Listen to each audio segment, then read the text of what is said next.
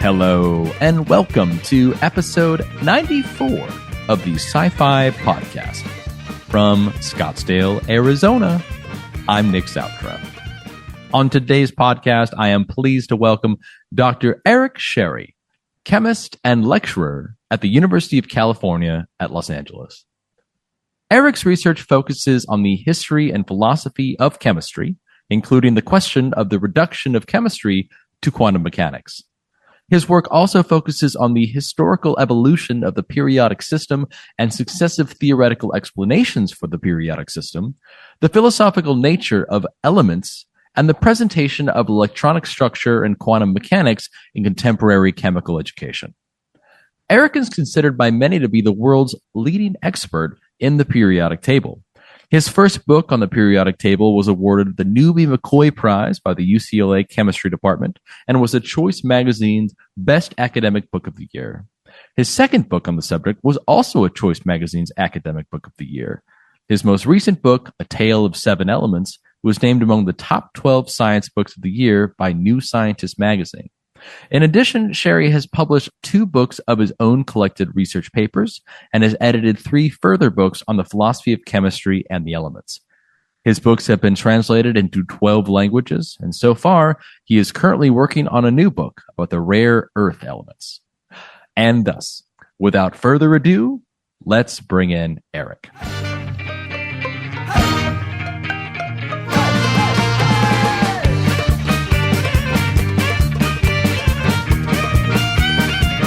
Dr. Eric Scerri, welcome to the Sci-Fi Podcast. How are you this Thursday afternoon? I'm very well, thank you. I guess it's technically still morning. Technically still morning. Yeah, so we're both on the West Coast. You're out in sunny California, sunny Los Angeles, is that right? Where are you? Yes, I'm in Los Angeles. I'm back in Phoenix, Arizona. It's very sunny and it's blistering heat. It is, I think it's going to be 111 degrees today. Oh, dear. I know. I made the fortunate, unfortunate mistake of moving back home. I'm originally from the Tempe, Arizona area, and this will be our second summer back of braving the heat. But I hope your AC is working well. It is. Yeah, thankfully it is. It is. What are the things going on with you this summer? Well, we've just finished the academic year at UCLA and announced the exam results and so on. So just beginning to feel that my head is coming above water, shall we say? Sure. Having been a bit weighed down recently with issues. We had strikes, we had demonstrations from students, as many universities had, and it of course disrupted everything. And there was some doubt as to whether the final exams would actually take place. And having cancelled the midterm exams because of demonstrations, that would have been a real mess if the final exams had not taken place. But luckily, the TAs did not go on strike, and everything went off okay. Okay. Well, I'm glad to hear the semester is wrapped up and you can have some time for sort of a reprieve and a return, I guess, in the fall. Well, very happy to have you on. Very excited to learn a little about you. And as we've chatted a little bit before, your interests have been in the history and philosophy of chemistry, including questions of reduction in chemistry to quantum mechanics, historical evolution of the periodic system. Those are the things we're going to get into.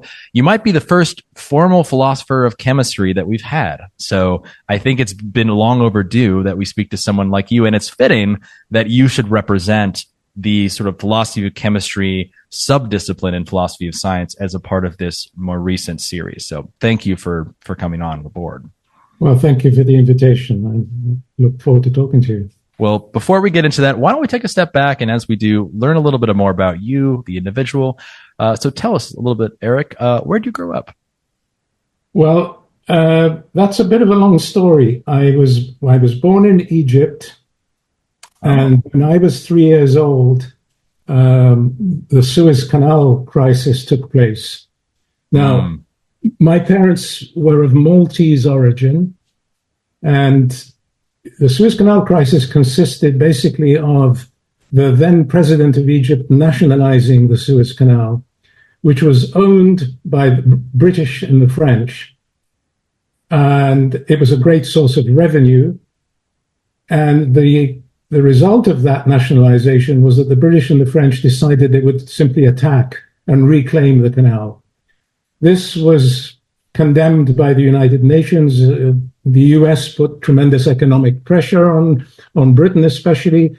They were forced to pull out in disgrace, pretty much, and they had to take with them their nationals.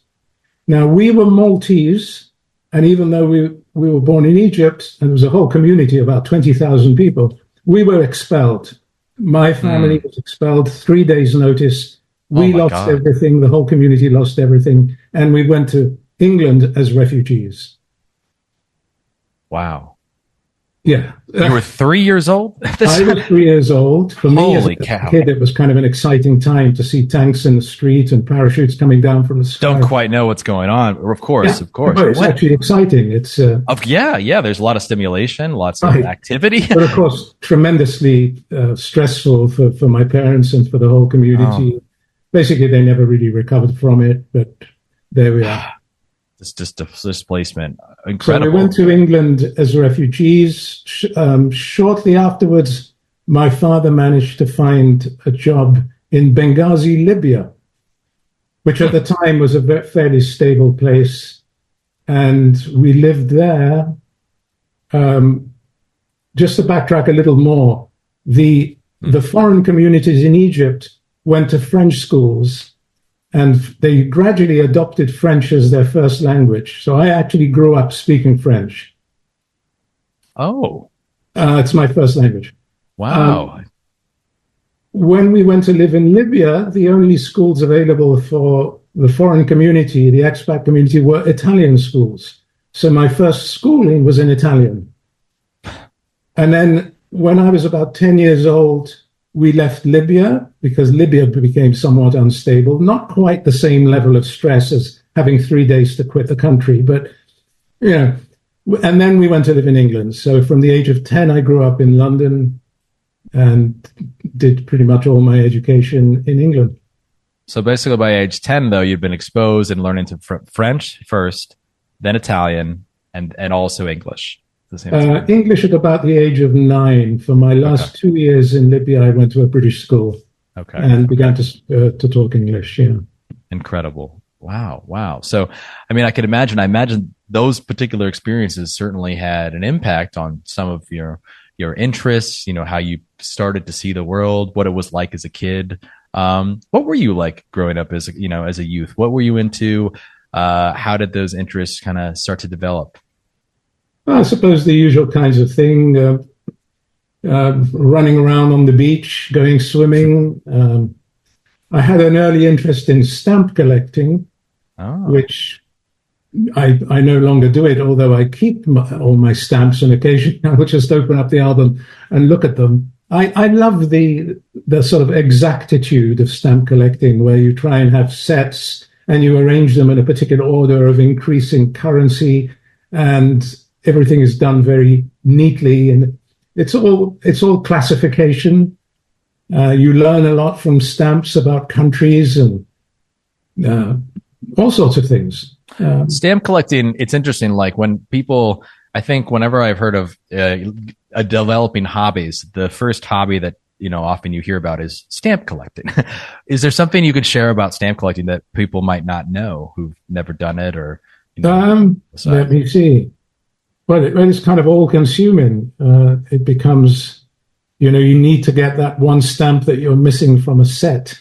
Ooh. Yeah. Okay. Gotcha. So it's not only like, it's collecting the stamps, but it's as you mentioned, the exactitude and the sort of completion in this particular way, and the ordering. Yes. There's lots of, you can consistently return back and think through and plan up the next set, things like that. So it sounds fun. Yeah. All right. So, so stamp collecting, any other interests, as growing up? Not really. At that stage, it was pretty much just stamp collecting. Then, on moving to England, I think I got into soccer, both playing it and developing a sort of encyclopedic knowledge of which team is which and who are the players and what's the name of the manager and what's the name of the ground that they play at. So classification was like early on. I guess that's a form of classification. I hadn't thought of that. Yeah. Okay. Well, I know you happened to mention a little bit about perhaps music a little bit. Oh, now music came in a little later. Oh, that's right. We're not quite there. Okay. But still, my father played music by ear. He played the piano. He played the accordion. He prided himself on being able to pick up any instrument and playing a tune on it within a few. So I grew up. Was he a musician, or was it just that was just not a professional musician? No. Wow, but still, just had that ability. Wow. Yeah, he was a bank manager. Yeah, he had that ability. He was passionate about music. He loved it. So I think from an early age, I grew up realizing that one didn't have to read music to play music. And so I ended up playing music by ear, blues music, rock music, funk, jazz, R&B, all that kind of thing, where some people read it, but most of us just play by ear. It's intuitive and it's great. And that remains as my leading hobby, something that I do to unwind from academic work. I almost deliberately don't want to have to read music because I don't want to have to think. I just want to play from the heart rather than from the brain. Yeah, play from feel. I love that. There is something when you sit on the keyboard and you play some notes, you maybe have a melody that you're trying to imitate or replicate, and without. It sounds like you're a musician too. I played piano growing up, but like not in any way, even a competitive or way. But I still always keep a keyboard in my house, and so sometimes we'll play around. I got into guitar from an early age. I wish I'd done it even earlier, but I got into it at about age 14, 15, listening to blues music on the radio and just imitating it. The blues music only has 3 chords, means it's a very, very simple format. You don't have to negotiate different scales across different chords. You're basically playing the same scale, the pentatonic scale, at least when you begin. Right. And it's wonderful.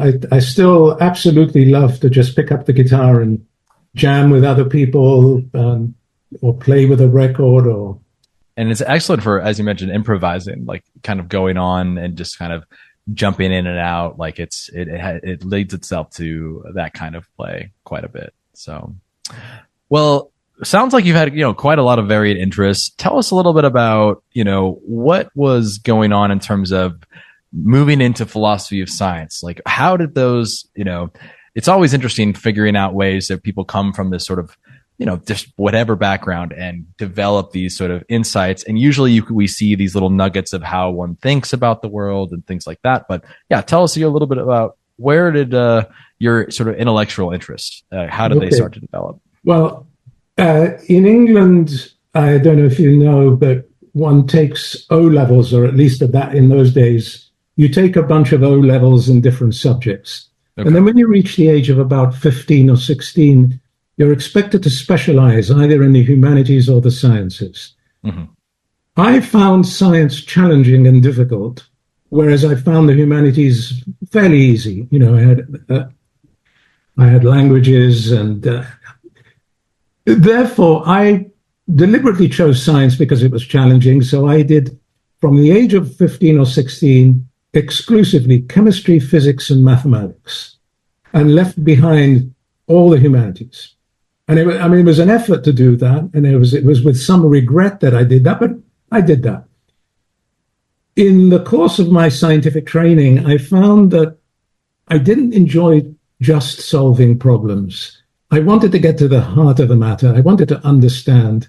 I regard comprehension, deep comprehension, as the number one skill. I'm always trying to instill that into students, for example. Don't worry about it. Yes, you have to solve problems because exams consist of problems, but really go for the deepest possible knowledge. So in a sense, I had a philosophical outlook, but of course I didn't know what philosophy was at that stage.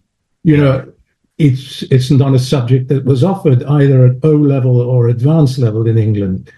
I've always wondered how people would ever choose to do a philosophy undergraduate degree, never having done philosophy prior to that. And yet some people do, apparently. So I finished these A levels, didn't do particularly well, but developed a passion for chemistry from an early age, maybe because of the classification aspects to it. The periodic table, after all, is the ultimate classification system. It's regarded as the natural system of classification, in fact. Did an undergraduate degree in chemistry. And again, in England, at least at that time, one had to, if you did chemistry, you did chemistry. You might take a unit in mathematics or physics. I remember I took one in astronomy because I was interested in it, but there was no question of doing anything in the humanities. Just, it would have been unheard of. So I got my chemistry degree. I then went to Cambridge to do theoretical chemistry because I felt that theory gave one the semblance of something philosophical, at least. You were getting at the deep stuff. You were getting at the fundamentals. And so I pretty much specialized in the more theoretical aspects. Went to Cambridge, began a PhD in theoretical chemistry, and found it to be not at all what I expected. It was highly specific, highly technical, highly mathematical. I was not mathematically equipped to do it. And so basically I left after 1 year of it. It was, it's a valuable experience. Cambridge University is a wonderful place to be. Yeah. But I left. I took a year off. And then I hadn't quite had enough of chemistry. I thought, well, let me try physical chemistry rather than theoretical chemistry. And I started another PhD at Southampton University on experimental chemistry, infrared spectroscopy. And to my chagrin, I found that wasn't my thing either. I was one of those people who broke machines. I remember I once broke a machine which was worth £1,000 or so. And in those days, £1,000 was a lot of money. Well, as a youth, as a young student, you're like, that's the end of the world. You're like, like, what are they going to do? What am I going to do? Yeah, right. It was a differential scanning calorimeter. Wow! I melted something inside it, and it just finished off the machine completely. So I left that. Something went wrong. Please try again. Oh, that was my phone thinking that I was asking it a question. It's a very perceptive, and seems reasonable, but that's the thing about Scerri. You never know when he or she is going to come on. I like your Scerri voice, by the way. That's good. But yeah, so you were saying not feeling it, the physical chemistry PhD as well, difficulties in the lab. Yeah. So I got a master's degree out of that. Finished off something at least. Mm-hmm. Let me see. And then by then I'd got into essentially school teaching. My advisor said to me, well, why don't you try teaching? Up to that point, it was the last thing I thought I would ever want to do. What could be worse than being in front of a room in 30 students all basically criticizing you and trying to find fault and so on. It's painful sometimes. My grant money had run out, so I had to make a living somehow. So I went into teaching and had my first introduction to it. At that point, I basically gave up what you might call serious academic work for a period of time, but was always reading, was always writing. Incidentally, when I was just to backtrack a little bit, when I was at Cambridge, I was writing things for my advisor that he found rather odd. And at one point he said, you should take this to the History and Philosophy of Science department here at Cambridge. And I did. I went along and gave them a thing I'd written And the person who read my work was a Kantian philosopher of science, Gert Buchdahl. And I always remember what he said at the end of reading my thing. He said, look, I think this is either complete nonsense or genius. And either way, we can't help you. Oh, no. Yes.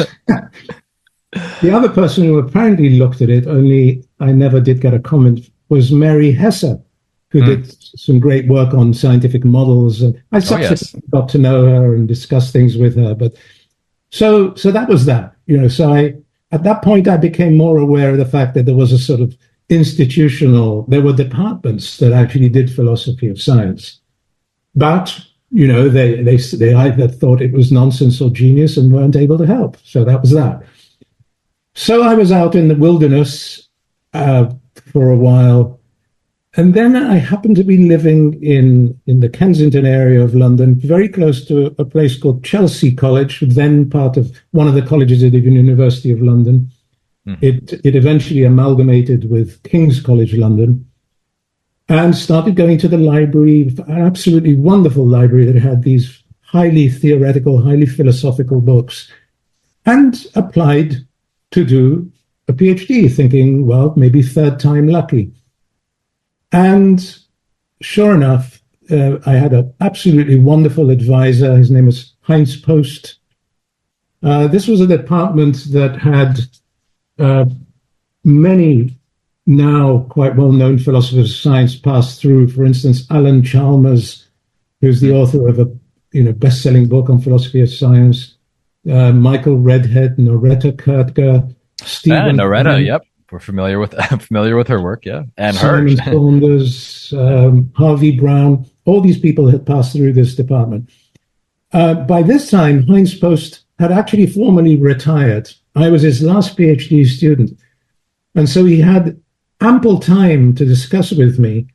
And he was extremely hard on me, as he had been on other students. I mean, some people have described him as being sadistic in the way that he would handle students. He would have me up at the board sometimes, trying to get me to derive something, knowing full well that I couldn't do it, and yet pushing.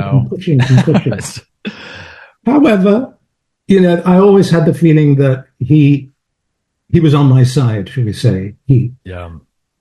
But other people dropped out. I know of a lot of people who still harbor certain resentments about Heinz Post and the way that he handles students. But I made it through. I think it partly because Heinz, like myself, had been a refugee. He went to England at the age of 10. His father was a famous chemist who was dismissed from his position during the Second World War because they were Jewish, and came to England as a refugee. And Heinz, as a 10-year-old boy, arrived in England and I'm sure faced certain problems.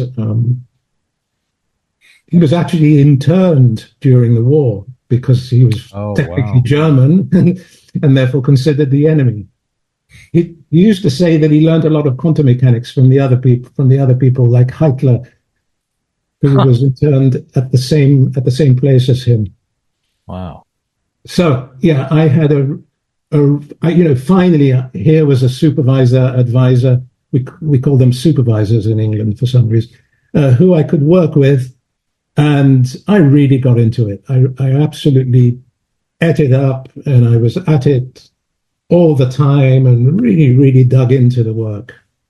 And the work was to examine the question of the reduction of chemistry to quantum mechanics. So how did the work, in terms of this question, how did it differ in approach and consideration from, because you might have heard maybe those in physics, quantum mechanics, and chemistry coming from a more scientific background might see that question in one particular way. How does it differ when you're coming at it from a history and philosophy of science approach? Well, I have to say that although I was doing this in a history and philosophy of science department, my background was very much in chemistry. And so I am one of those people who does history and philosophy of science from the scientific perspective rather than from the purely philosophical perspective. Perhaps philosophy in science, as some people have tried to coin it. I don't know. That might be a little more strong, but yeah. The way I put it is I do philosophy of science rather than philosophy of science. That's a better way to put it. Philosophy. Yeah. I appreciate that. The emphasis is on the science. Philosophy of science. Yes. Exactly. Philosophy of science. Yeah. Perfect. Okay. Well, so I'm happy to hear. I appreciate you sharing about this sort of, success of, trying one thing, it doesn't quite fit, trying another doesn't quite fit. And that's a very common story among, especially philosophers of science, where we have varying interests, but one particular path, especially like a purely scientific path, and more traditional scientific research path, isn't always to our liking, or just doesn't, our skill set isn't always best suited in that realm. And sometimes it's just happenstance of what works and what doesn't. So tell us a little bit about, how did things develop into perhaps some of your, sort of the works that you consider the most proud of, or that further developed your thinking? Those are multiple questions. Let me see. Okay. Let's start with the ones that maybe I was kind of thinking about, things that you're most proud of, and what kind of turned you into a professional philosopher. So from your training and doing these things to, now you're working as this professional philosopher, professor. The work I did with Heinz Post, the work I did for my PhD, as I said, was on the question of the reduction of chemistry to quantum mechanics. Now, there were a lot of different ways of considering reduction at the time, and there still are. The typical one being the Hegelian approach, where one axiomatizes one branch of science, one axiomatizes the reducing science, and then you establish bridge principles and so on. I didn't take that approach. I took the more naturalistic approach of asking just how much of chemistry can be recovered or derived from first principles of physics. So that's already taking a more scientific approach to the question of reduction. In other words, I looked at the question of reduction in the way that a scientist might look at it, rather than the way a philosopher might look at it. Although, of course, there's a great deal of overlap. This then, in order to do this, to make the question a little narrower, because of course chemistry is a huge discipline, to ask the question, does chemistry reduce to quantum mechanics, is too big, really. So I specialized in, does the periodic table reduce to quantum mechanics? And the popular view is that, of course, it does. In fact, we teach the periodic table even in chemistry departments. And incidentally, as you may know, I work in a chemistry department rather than a philosophy department. Yes. That's another story. We teach it as though it were nothing but quantum mechanics. We talk about the Schrödinger equation, and we talk about quantum numbers, and so on and so forth. So the question I was asking, and I'm still to some extent asking, is just how effective is quantum mechanics in deducing or deriving the periodic table from first principles? And the answer is, it takes you a very, very long way, if not absolutely all the way. So, and again, that reduction is not a yes-no question, although it is frequently treated as such. People will say, such and such does not reduce. Well, to me, it's a matter of degree. Right. So in the case of the periodic table, I would say, yes, it almost reduces, or I'm more interested in just in the details and just what aspects can be derived from first principles and what aspects cannot be derived from first principles. And there are still some aspects of the periodic system which cannot be deduced from solving the time-independent Schrödinger equation. Wow. Or even the time-dependent one. Let's say. No, thank you for providing that. That really helpful explanation of some of your work, and I mean, one of the things I first noticed about you when looking a little bit about your background was your emphasis on the work with the periodic table. You also have a very, very great website design, I must say, in terms of your periodic table. If everyone should go to Eric Scerri's website, personal website. It has an excellent, just in terms of outline your articles, lectures, things like that. It's designed in a periodic table format. I thought that was very unique and particular. Well, I have a lot of things I want to still know. I mean, you just happened to mention and I can't believe I didn't think about this earlier, but you happen to be someone who you're in the Department of Chemistry at UCLA. So could you tell us a little bit about this story of how someone doing philosophy of chemistry can, sort of find their way into the chemistry department? Well, let's see. Philosophy of chemistry as a discipline, that in a way still doesn't exist. If you were to ask me how many philosophers of chemistry are working today, if I said 100, I would be overestimating it. There has never been a job advertised for a philosopher of chemistry that I know of. Yeah. Philosophers of biology, of course, philosophers of physics, of course, and yet philosophy of chemistry, which sits... let me back up a little bit and just talk about philosophy of chemistry as a discipline. Yes. It is rather strange that the discipline that sits between between physics and biology should not have its own sub-disciplines, its own cottage industry. But it didn't until about 30 years ago, when a group of us sort of got together almost by chance and realized that some of us were working on similar problems. We began to have sessions at the PSA meetings. We founded an international society.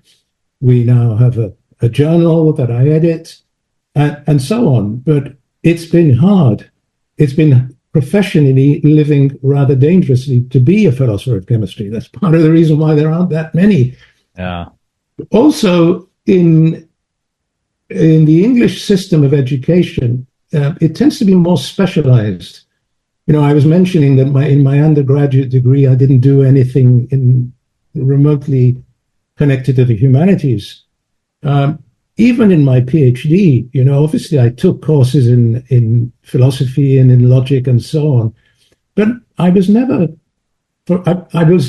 did any TAing, for instance. I was not a teaching assistant. So when it came to, actually I did TA one course for John Worrell. That's when I became a postdoc at the LSE for a while, but that's it. I TA'd one course. So when it comes to job applications and you say that, what is your area of competence as opposed to your area of specialty, a person in my position found it difficult to justify being employed in a philosophy department, shall we say. And so my strength was in chemistry. And so I've ended up in a chemistry department.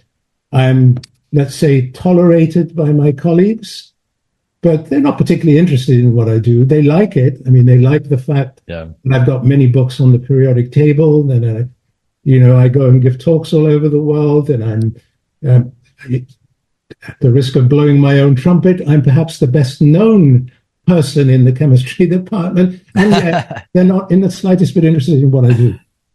That's fascinating. It's changing, by the way. It is changing. That's good to know. These days, they're encouraging me more and more. I'm going to be teaching a course, and the chair of my department loves the idea, I hear, of me doing this. That's partly because they've now realized that, partly because of the denial of science that's been going on for the last 5-6 years. I don't know if you can put a date on it. Oh, sure. It has come now to the realization of people in my department that yes, philosophy of science is important.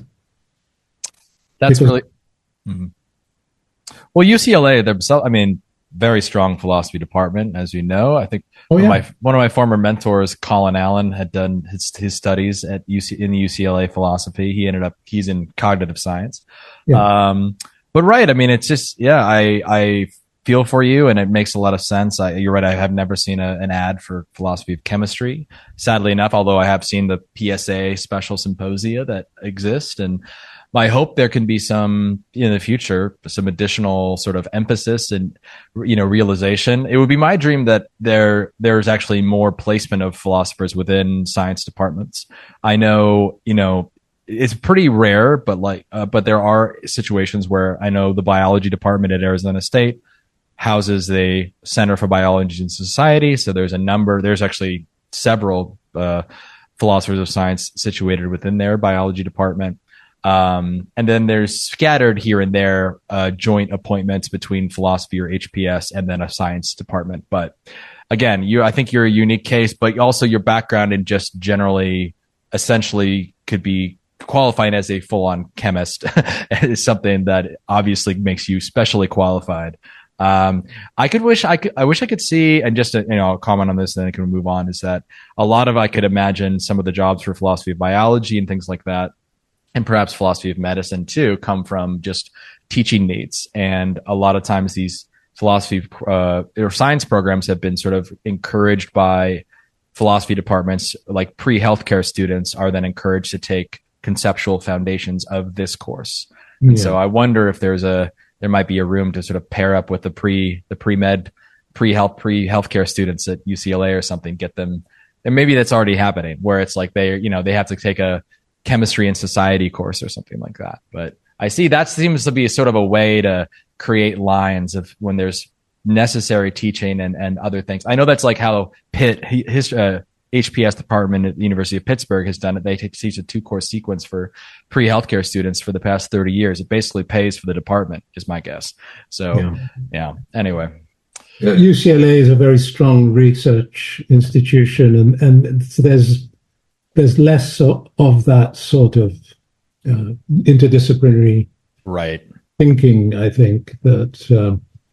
But yeah, I mean, I have strong links with the philosophy department. The course I'm going to be teaching is a joint course between the chemistry and philosophy department, and that's a new departure, and it's a very positive sign that the two chairs are talking to each other and saying this is a great thing to have, and let's have more of this. But it's taken time. It's taken time for that to happen, and I wonder just how much of this is due to the realization almost in the general public that something has to happen to combat science denial.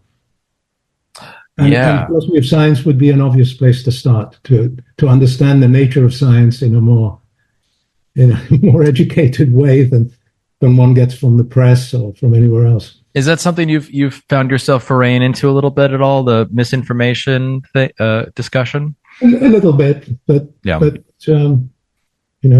do my little bit, but not really. I haven't made a sort of side career of that. Sure. Yeah. Some folks that's when they've gone into, some sort of epistemology focus, like they've written entire, book length, projects on misinformation and things like that. That's what's going on. I've tried to do it in the way of getting people more interested in science by popularizing science. I've written a number of semi-popular books on chemistry, on philosophy of science, on the periodic table. Well, one of the things I've noticed, and actually what my colleague happened to point out, is that you've dabbled a little bit in film and television. Is that right? A little bit. I was consultant for a 3-part documentary called The Mystery of Matter, which took 10 years to develop, and it came out really very nicely. I think I'm familiar with it. Yeah, I think I'm available on the internet, well worth watching. And I was one of 2 historical consultants. The other one was Alan Rock, who's a historian of chemistry. And we were interviewed, and they interviewed people, all kinds of people. Roald Hoffman, the Nobel Prize-winning chemist, and Oliver Sacks. The late Oliver Sacks, who wrote on chemistry and the periodic table, incidentally. It was one of his hobbies. Yeah. Well, I know folks could be, sometimes are open or not about some of their forays into that, but I think doing that kind of sort of public featuring of your work or public education can be really helpful in as you mentioned, increasing, sort of public perception of science and sort of promoting your ideas in sort of a grander way. So I appreciate your service in that regard and your, foray into that. Well, tell us a little bit about what you're currently excited about, what projects you're working on or have recently worked on. I'd love to hear more about those. Sure. Well, having concentrated for a long time on atoms, because of course the periodic table is about elements, therefore atoms of elements, I've turned to, would you believe, molecules, which in a way some people would say, I can remember having debates with Roald Hoffman on this question where he says chemistry is all about molecules. And I would say to him, well, actually, it's about atoms because molecules are made of atoms. And this would go backwards and forth. So in my own work, partly stemming from my PhD, where I was kind of invited to work just on atoms and leave molecular issues aside, I've now turned to looking at molecular issues. And one of the things in the questions of the reduction of chemistry is something called the Born-Oppenheimer approximation, which is that if you want to solve the Schrödinger equation for a molecule, the easiest way to do it is to what's sometimes called freezing the nuclei. Okay. So making the nuclei stationary and then solving the Schrödinger equation for the electrons. Otherwise, it's just far too complicated. Now, as a result of that, it has been claimed by several people that there is a gap between molecular structure and quantum mechanics. To put it in another way, it appears that molecular structure cannot be strictly derived from quantum mechanics. This opens up the door for all kinds of things, if you're that way inclined, such as claiming that chemistry somehow, or molecular structure, emerges. Emergence being a very big topic these days in the philosophy of science. There are a number of papers claiming that this is an indication of the emergence of structure. I happen to believe that that's not the way to think about it. So I'm looking more deeply into the details of the Born-Oppenheimer approximation. Does it really freeze the nuclei? It turns out it doesn't. This is an oversimplification to think of it that way. People claim that if you don't use the Born-Oppenheimer approximation, you're stuck. You can't do anything but use the Born-Oppenheimer. It turns out that that's incorrect. So I find myself in a position of sometimes having to criticize what has been done in so-called philosophy of chemistry on these topics by getting more immersed in the details. And because I believe that if philosophy of science is to have any usefulness, it should speak to the scientists. Now, this has been achieved in the philosophy of physics. These days, philosophers of physics are invited to conferences by the fundamental physics community, and they have fruitful conversations. I don't know whether this is true of biology as well. I suspect it is, but it certainly hasn't been true of chemistry. And so this is a problem. It needs to be more scientifically informed. That's what I'm trying to do. I'm trying to get to the stage where we have philosophers of chemistry going along to conferences held by theoretical chemists, and the theoretical chemists have actually find something of value in what philosophers of chemistry are saying. I have to say, this has not happened up to now. They come to our conferences sometimes, and they're somewhat amused to see what's going on.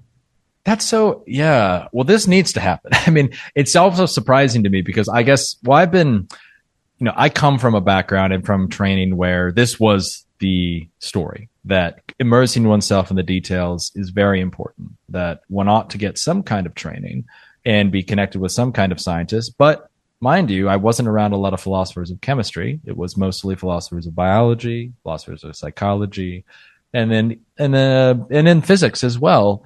But the thought was there was a lot of overlap and a willingness, and there was definitely a lot of interest by the philosophers of science to attend the science conferences, to go to the AAAS, to go to, whatever it might be, the climate science meeting or something like that. So I would say, for those, hopefully for those doing philosophy of chemistry, that we start to see more attendance there. Do you have any recommendations in terms of, how to perhaps advocate for, sort of take on this in practice approach for folks who are either chemists who are interested in philosophical ideas, or for the philosophers who are considering maybe specializing in chemistry as one of their subdisciplines? Well, it's perhaps a rather obvious piece of advice, but and you mentioned it, but one could go to conferences, talk to the people who are on the cutting edge of whatever discipline we're talking about, and just do some plain hard work and read research papers. Don't just read undergraduate texts on the particular science involved. And I'm afraid from my perspective, a lot of philosophy of science that is done consists of undergraduate knowledge of whether it be physics or chemistry or biology, and this is a problem. So this kind of leads into that final question I have, and I think we're starting already to get there, is what do you take to be the greatest challenge facing philosophy of science today? That it's not sufficiently relevant to the scientists. Never mind the general public, but to the scientists. Let's at least discuss that question. You're probably aware of famous scientists who have completely condemned the discipline of philosophy of science, and people like Steven Weinberg, who believes that philosophy has nothing to offer to science. Another one, someone I know personally, and he's been very helpful to me actually, Peter Atkins, who's the world's leading chemistry textbook writer. And he also writes popular books on chemistry. Wonderful, wonderful chemist. He simply says that philosophy of science has nothing to offer to science. Of course, these people are still philosophizing in their popular books. But they're talking about the professional discipline, I suppose. They don't mind philosophizing themselves. But I think there's some truth in what they're saying. I think that it needs to be relevant, not just to the general public, not just to the small community that one belongs to. I see increasingly, I don't know if it's increasingly, or PSA meetings, sessions at the PSA where people have decided in advance what they're going to speak on, and they're really speaking to each other. They're not speaking to the wider community. They're certainly not speaking to scientists. They have their group of 10 people that we're working on this particular problem in this subdiscipline, and we're okay with that. And that's absolutely, we speak the same language and we're safe. Yeah. We know there's not going to be anyone in the room who really knows this subject. So we're safe to just use our jargon and discuss our popular ideas. Yeah.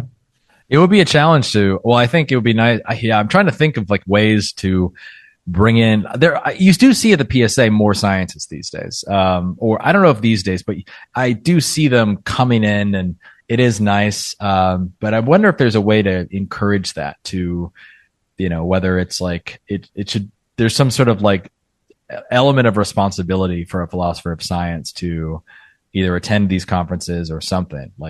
It's one thing to just say get immersed, but as you mentioned, right, sometimes what happens is people have this sort of good enough approach where they kind of are only armed with sort of an undergraduate knowledge of the field to get them going, and they never really advance further into the details because it just takes time. It's a lot of work. You might have to, and then the best, probably like yourself. And I remember, thinking about some of the philosophers of science I knew, they might have a foray into climate science. Coming from philosophy, biology, they might spend 3 to 4 years just learning the science. Not I'm going to read a textbook and now I think I can comment on this. They spend years learning it until they feel like they can actually contribute, which is kind of the way. I mean, that's always the challenge: is how much do you need to learn, and to what degree do you have to immerse yourself in order to say something. And I suppose, I don't know, the metric for success could be to see what the scientists think, I suppose, if they actually can accept what you say. But if Peter Atkins can What would change their mind in terms? I don't know. Well, yeah, it's hard to know. I've had many conversations with Peter Atkins, and he hasn't changed his mind yet. Let's just put it that way. Fair enough. Well, this has been wonderful. I really appreciate you sharing your story, more about your work. Is there anything else you'd like to share we didn't quite cover? I feel like we kind of jumped around a little bit, but overall, I'm very happy to, I'm happy to listen. Let me tell you about a recent interest that I've developed. Fantastic. Going back to this Born-Oppenheimer approximation question. So, as I was saying, the problem seems to be that one cannot strictly derive molecular structure from quantum mechanics. There's sort of a gap. Yeah. It turns out that very recently, some people have done some work. This comes out of Norway, a quantum chemistry group, has used a computer simulation. They've used the Monte Carlo method. And they have, amazingly enough, they appear to be, for the first time, actually recovering or deriving molecular structure completely from scratch, ab initio. Wow. How do they do it? They do it through a Monte Carlo simulation, where they sample, and provided they sample enough, then they arrive at the answer. Now, I had, before coming across this work, I knew nothing about computer simulation, or next to nothing. So I've been immersing myself in this, and I'm just amazed at this whole area of science. And it turns out there's a lot of work in philosophy of science that's been done on computer simulation. And I've been just immersing myself and finding it fascinating that one can, for example, the sort of toy example that's given in the Monte Carlo method introductions to it is that you can deduce the value of pi just by a random computer simulation. You've got an arrangement of a circle within a square, and you're, as it were, throwing darts, and you basically calculate how many darts go into the circle as opposed to go into the larger square, which includes the circle. There are plenty of YouTube videos on this. By the way, I'm a great fan of YouTube for learning absolutely anything these days. And, it's amazing, but they get as close to the value of pi as you would wish, as you're prepared to put in the computation. Wow. So similarly, if molecular structure can be obtained in that way, it becomes a question of, is that valid? Is that really deducing molecular structure from first principles? Some would say no, because it's not done analytically. It's right. But now there's a move to say that computer simulations are just a different kind of science. It's not theory, it's not experiment, it's simulation, and it's just as valid. So I've been delving in papers by people like Roman Frigg. Yes, yeah. Stefan Hartmann, who I know very well, and who else works on this? There's a guy in Florida whose name escapes me right now. Ottavio? No, he's also in Florida. No, this guy has made a career out of philosophy of computer simulation. He's got a great book on it. Winsberg, maybe? Yes. Eric Winsberg. Yep. Well, he's kind of also gone. Yeah, right. He published a book recently in computer simulation and, or in methodologies, but also climate science quite a bit. So, which of course involves a lot of computer simulation. Of course, we're trying to predict models. These complex systems are far too complicated to be able to solve analytically, and you have to resort to computer simulation. I believe Winsberg actually did his PhD on computer simulation and had trouble convincing his advisors that it was a worthwhile topic. And now we have philosophy. Well, I brought up Roman Frigg's, one of his earlier works on philosophy of simulation. Yeah. Perhaps that's a way to connect. I could see bringing in, I'm trying to, in the background, I'm always thinking of like, how could philosophy of chemistry find its footing more so? And maybe it's teaming up with something like this, like a a sort of an interconnected subdiscipline that brings it. It doesn't need it. I'm just, but I think that's really great that, in order to address these really fundamental questions of chemistry, not only are you looking at foundational questions or coming at it from as a philosopher of chemistry, but then you jump into where folks have done things in philosophy of simulation or just other kinds of questions. So philosophy of experiment or methodological questions. So that's really something. All right. Well, Eric, thank you so much for joining us. I appreciate you sharing those interests and taking all the time. It was wonderful to meet you. Hope to meet you perhaps in person at the PSA or something. Any plans to attend this year?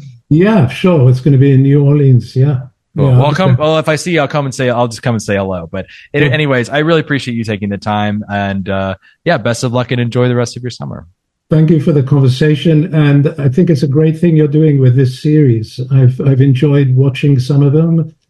Some people I know, some people I don't know, and wonderful.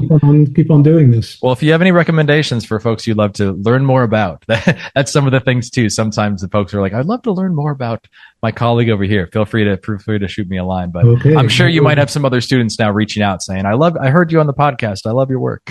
So, but anyway, take care. Have a wonderful rest of your day. Bye-bye now. Bye-bye.